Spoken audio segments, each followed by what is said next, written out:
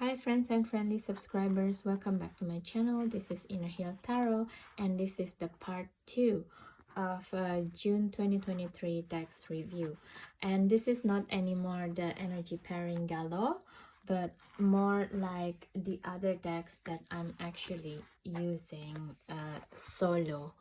Okay, if you're new to my channel and you're stumbling upon this video, thank you so much. Please don't forget to subscribe, share, and comments because that's one of the easiest way to help my channel to grow. Okay, so let's go.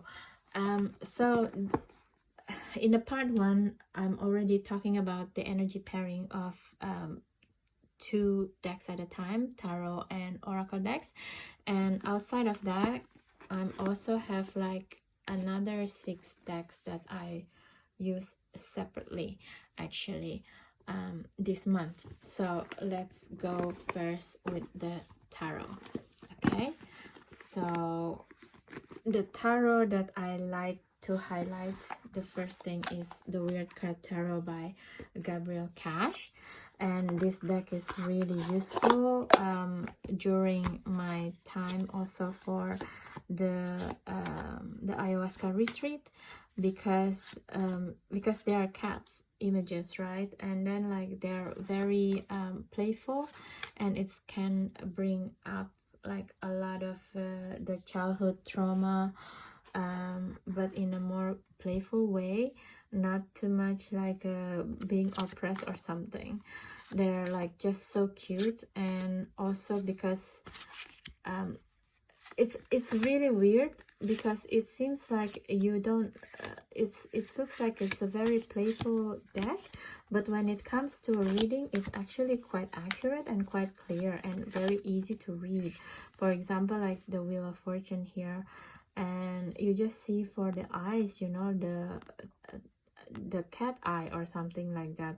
So like if you want to have the Wheel of Fortune turn around, you have to have the focus like the cat eye, right? Like cat eye crystal is really good for focusing on work. So things like this that come out in the reading during the ayahuasca time. So I'm really grateful for this deck to accompany me during that weekend. A lot of people really love doing the reading with this because it just feels so easy and very off the cuff, you know. It's very relaxing basically reading with this, and there is no energy of like shouting. It's just very playful, but at the same time it's very informative. So I really recommend for you to work with this deck if you feel like you're a little bit in a kerfuffle, or you feel a little bit in doubt or in a daunting mode for your work or stressed out. This deck is really good to bring the lightheartedness. And the second one that I would like to talk about is the Siddhartha Tarot. Yeah, because we consecrated this deck in the not Glastonbury, in Stonehenge actually. So yeah, I've been working with this deck for not every day, but like in the beginning of the month, and the energy that I got every time is the energy of Vairochana. Vairochana is in the wheel card, depicting him, and also in the Chariot card and the Fool, and I got the 3 of them, you know. So I was kind of like, okay, so now I know that I need to focus on the Vairochana energy. And the funny thing is, like, the Vairochana is like the energy of the Spider Woman in the Native American tradition. So he's basically the Buddha of beginning and the end. So he's the one who's like, in Hinduism it's more like a Vishnu kind of thing. He's the one who's dreaming the world basically. So he's the concept. He's the one who's like the architect, you know, what kind of era this will be. So he's the one, and for me to have his energy come out again and again, especially in the Chariot with the green dragon here, it's kind of like, okay, message understood, I need to be more careful on this next step in my life. What am I actually want to weave into my life? Am I still want to do my old job? Things like this, you know. And also the other energy that came out a lot is the energy of the hermit, which is the Ksiti Garba, which is actually the energy of earth deity. So it feels to me that I also need to focus more on my connection on the earth and try to do blessing the earth, you know, like for example, if I see flowers or something like that, like try to talk to the flowers and be more reflective in the flower. What are the flowers try to say to me? Something like this. I know it sounds like a little bit woo-woo probably, but that's what I got. And a lot of the energies here, actually me myself is not very familiar with, but this is like a very good deck that's to understand more the Buddha Mahayana point of view of the cosmos, and the life. For example, like Yamantaka, something like this. Who is he, right? And like the Empress here with the Saraswati, that coming from the Hinduism pantheon. And the thing that's really curious is like when the day that I took this card out, and it's the day that it was the period of 3 days of light or something like that, that's like someone, I don't want, like a earth angel, she's make like a constellation of the swan constellation on the Africa continent. So it was really interesting to find it out afterwards that yeah, I kept taking out the swan here, and it's actually probably her energy is quite resonated at the time. And yeah, it's an energy of Saraswati, you know, she's the goddess of music and communication and teaching, things like this. So yeah, at that time I was like more concentrated on the mantra chanting within myself and try to read more books about the mantra that I'm chanting, what does that means, you know. Yeah, so it was really fun actually to work with this deck. And also because the color, again, it's very summer color. So most of the time the tanka color in the Tibetan painting, it's more like earth color, like this. It's more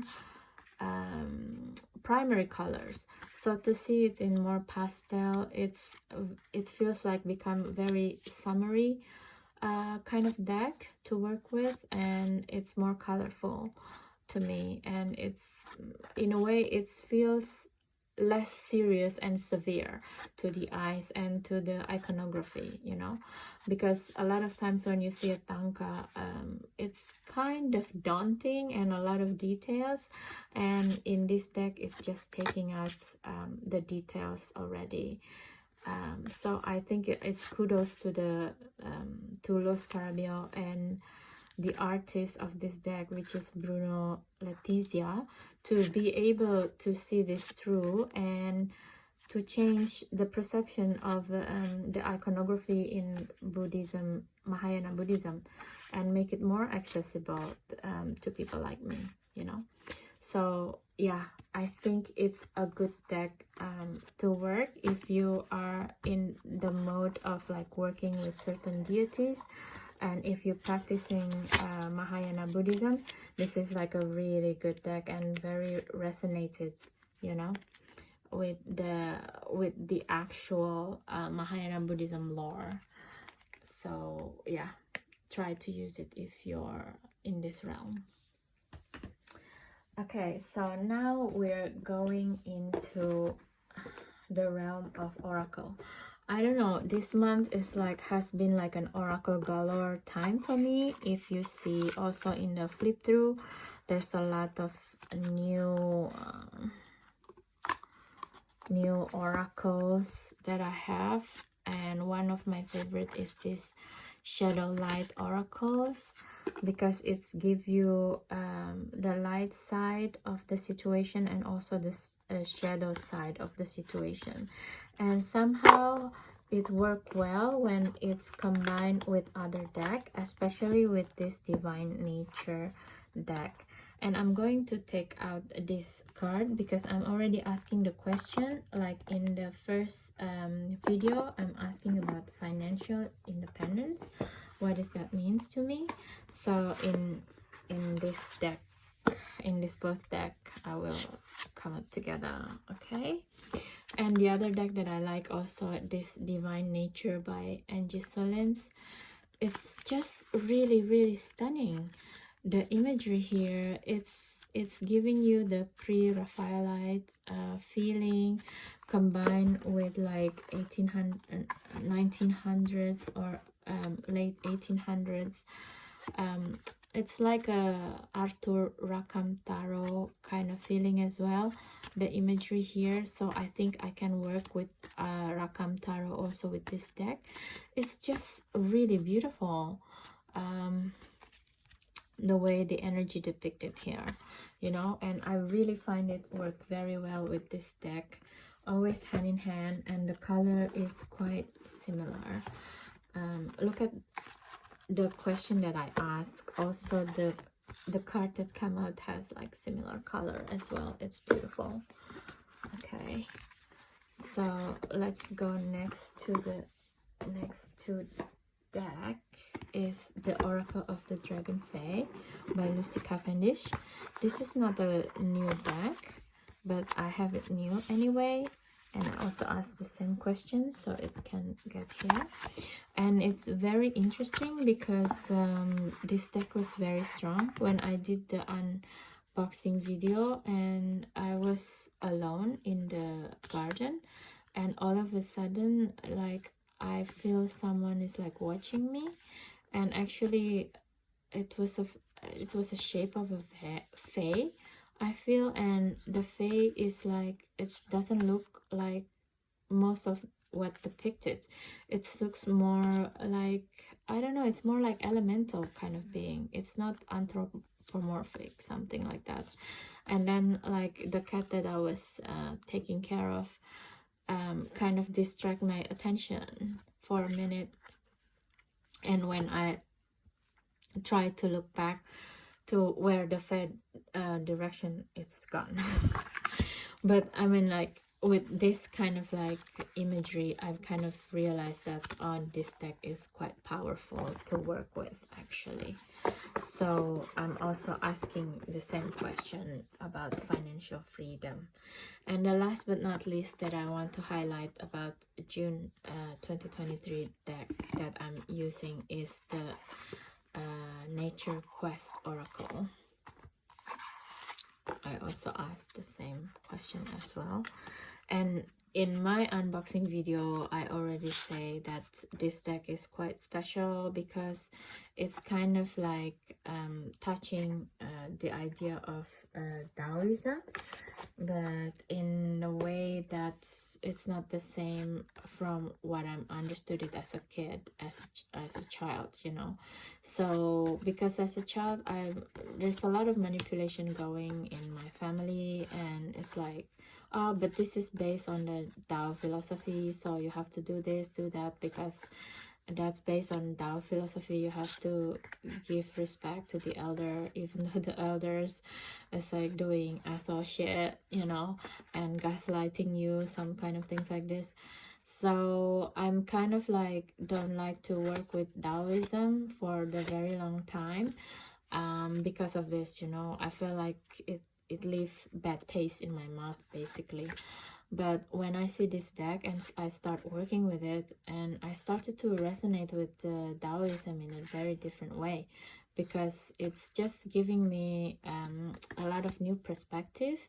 And also with the coloring of the decks, it feels very calming, and again, it's very spring summer color, so it's beautiful in its own right.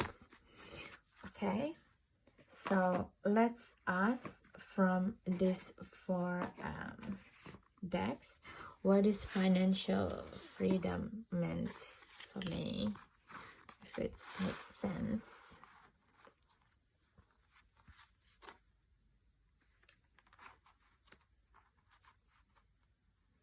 So I got two cards from the Oracle of the Dragon Fae.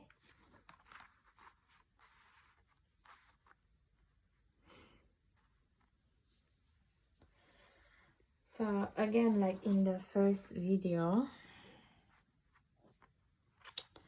one side of the financial independence that I need to taking care of is the idea of the fear of success with the cherishing and suppressing, you know, because it's like the feeling of deserving. Yes, I deserve love. Yes, I deserve to be flourished independently, like, you know, in the financial area.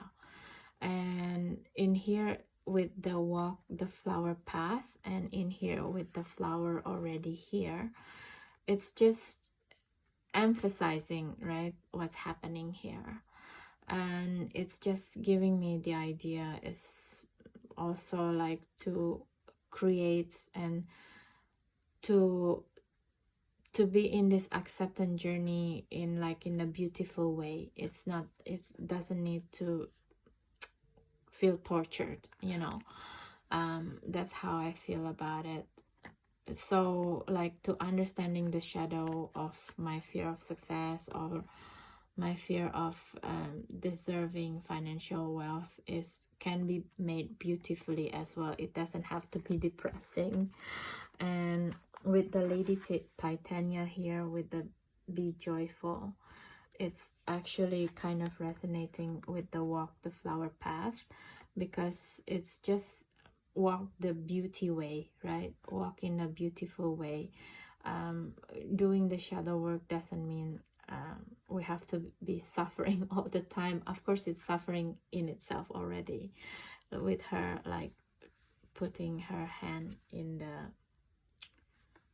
in her heart. Is like to take care of my heart basically.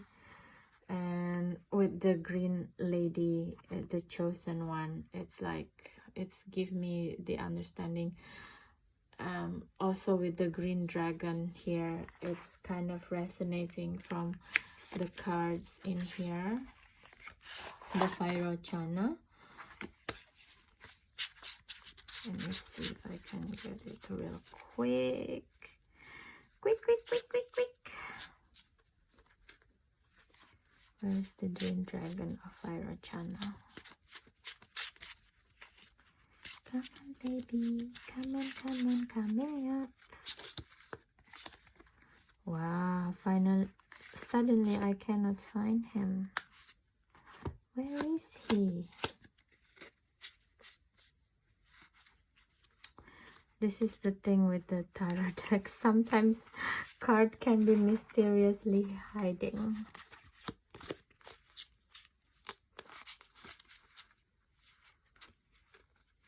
It's hiding. Oh, I'm almost there. Yeah, so this is it. So this is the card. Hold on. So with this, the green lady, Gosh, I think this is like the spirits of dragon from Wales, if I'm not wrong. I have to read again the guidebook, but it's kind of like you're the chosen one. It's kind of the same with this green dragon of Chana. It's the arcana, or not the arcana, but the vehicle of the weaver of life, right? So, and also with the green dragon here, it's about the loving of the earth and the connection with the earth. So basically my work, because it's also next to the inspiration here, maybe the inspiration that I need to do with the concept of financial freedom is something that weaving the love of the earth into my work, basically the love of the earth. So anything that has to do with maybe herbalism, or maybe perfume, natural perfume, something like this, or maybe with the plant medicine again, and to gain and to raise more consciousness, you know, like what is working with organic material means, something like that, or what is working with the plant medicine means is not for a joke, or it's not for having fun, but it's really a medicine, at the same time doing it with the joyful energy. So things like this, you know, like this is what I'm doing during this month of June. This is how I do the spread, and this is how I weave my reality and understanding the energy for the month of June. And I have to say it works pretty well for me. So I mean, I'm really grateful with their energy, and I'm bringing it into July now. I think in July I want to work more with the astral energy, like galactic energy, because during the last ayahuasca session there's like Orion galactic energy that came through, that also connected with the Black Madonna energy.